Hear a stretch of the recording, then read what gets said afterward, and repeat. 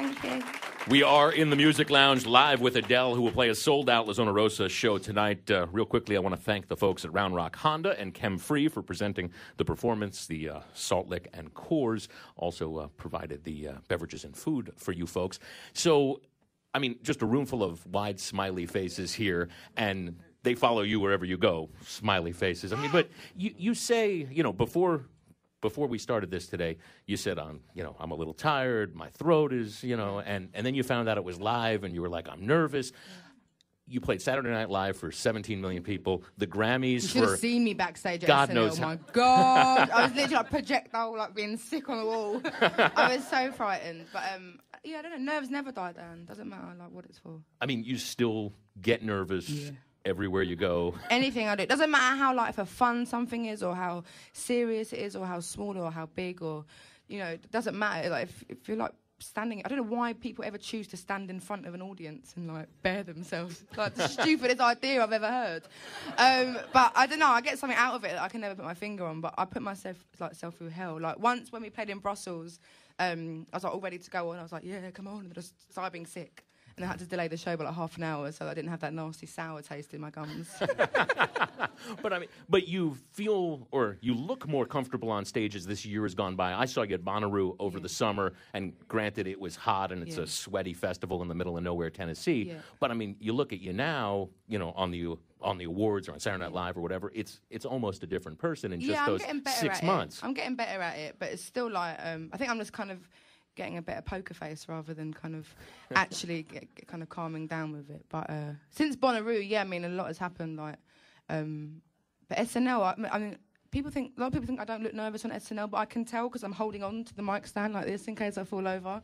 Well, that creepy Sarah Palin woman's there too. So. Totally. But yeah, and the Grammys, I was just so like, oh my gosh, what am I doing? I was sat next to Snoop Dogg, and I was like, what the hell is going on here? Like, I can't believe I sat next to Snoop Dogg. So with that, also I was covered in so much makeup, and I was in like a really nice dress, and I usually just wear leggings. So maybe I just look more professional these days. Maybe that's what it is. Your heroes, people like Robert Plant, I mean, all the way to a Kanye West or Alison Krauss, they not only acknowledge you, but they acknowledge that they're fans of yours. Yes, that's got to be a weird thing for somebody of any age, let alone, somebody whose record's called 19. Yeah, it's really weird. Like, Kanye West started bigging me up, like, over a year and a half ago, like, when the album first came out in England, and it was before the album came out as well, and it was just really surreal that this, like, mega global star went out of his way to big me in my Chasing Pavements video up when he would not get anything out of that. 'Cause no one had heard of me in America at the time, I don't think. And then Robert Plant and Alison Krauss, I was telling the story earlier, Alison Krauss was chasing me through this room, and I was trying to get out of her way because her security were chasing her, but she was trying to find me. And she was just like, oh, I saw you on Letterman, I thought you were amazing. And then she remembered me at the Grammys, and Robert Plant was like, you're flying the British flag. Like, that's the most surreal thing is when Robert Plant, he said to me at the awards, oh, you can really hit them high notes. And I was like, I can hit them high notes. You were in Led Zeppelin, bruv. What are you talking about? But yeah, no, it's amazing. It's the most surreal thing ever when people like that you love you too, and even know who you are. Do you know what I mean? Let alone like you. It's weird. I mean, I think we act like, this year that you've had this blur is some kind of, surprise, and it's great when things work out. On the other hand, I mean, the president of your record label in the UK said early on, Adele is in the tradition of artists who know exactly what they want. And that seems true. I mean, from a certain point, once you gave up the Spice Girls record, you knew what you wanted, right? I knew what I wanted, yeah. I mean, I'm stubborn anyway. I'm stubborn in my normal personal life, let alone in my career. But yeah, I knew what I wanted to do, and I knew roughly how to do it, like just by putting your foot down, really, and being an only child, kind of in your career as well. But I never expected any of this, like, ever. And I think, in England, I thought it was going to be really hard, but then I won like a Brit Award, which is the equivalent of like your Grammys, and that kind of just like threw me like down people's throats. Like, it was like I did like one interview, and there was like a million articles saying like what I'd done, and it was a bit too much. But here, up until SNL, it seemed like the first record wasn't going to happen here, and I wasn't bothered. I mean, I thought it had happened just by kind of getting the chance to release it here, and then it's just blown up. Like, since I can't believe it. It's so ridiculous, like, to come all this way, like from London to like Austin, and have a room full of people that know who I am. It's really absurd.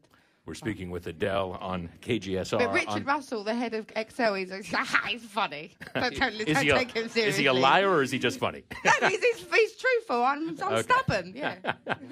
You've said that the Grammys you won are going to go in your bathroom. Yeah, but this is tradition in England. Whenever I've mentioned it here in the States, everyone's like, like the Jonas Brothers should have won that or something whenever I say it. But in England, it's a tradition to put your awards and your plaques and photographs or signed stuff from other famous people in your toilet so that when you wake up, you're reminded of how great you're doing.